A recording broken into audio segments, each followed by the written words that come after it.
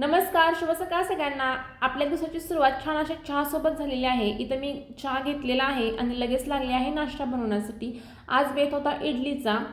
तर इडली करण्यासाठी रात्रीच पीठ मी छान बारीक करून ठेवलं होतं आणि सकाळी बघा किती छान फुगलेलं आहे पीठ. या पिठाच्या तर लगेचच मी यामध्ये सोडा आणि मीठ घालून मिक्स करून घेतलं आणि साच्यामध्ये इडली शिजायला ठेवली. इडल्या ह्या 5 मिनटं बारीक, 5 मिनटं मोठ्या आणि 5 मिनटं बारीक गॅसवर अशा म्हणजे 15 मिनटं टोटल इडली शिजवायची पहा. इडल्या एकदम मस्त छान जाळीदार आणि मऊ लुसलुशीत होतात. डाळ पण मी तर शिजवून घेतली होती.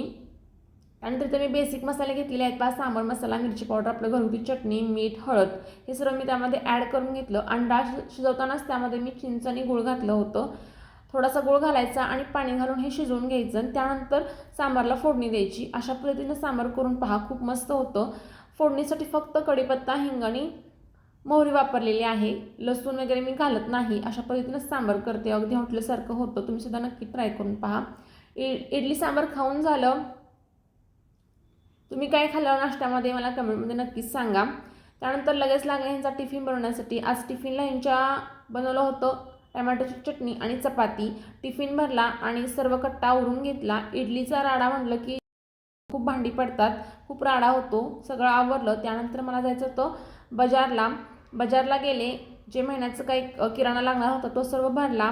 घरी आले, सर्व सामान चेक केलं. अशा पद्धतीनं आजचा दिवस गेला. हा व्हिडिओ आवडला तर आपल्या चॅनलला लाईक, शेअर, सबस्क्राईब नक्की करा.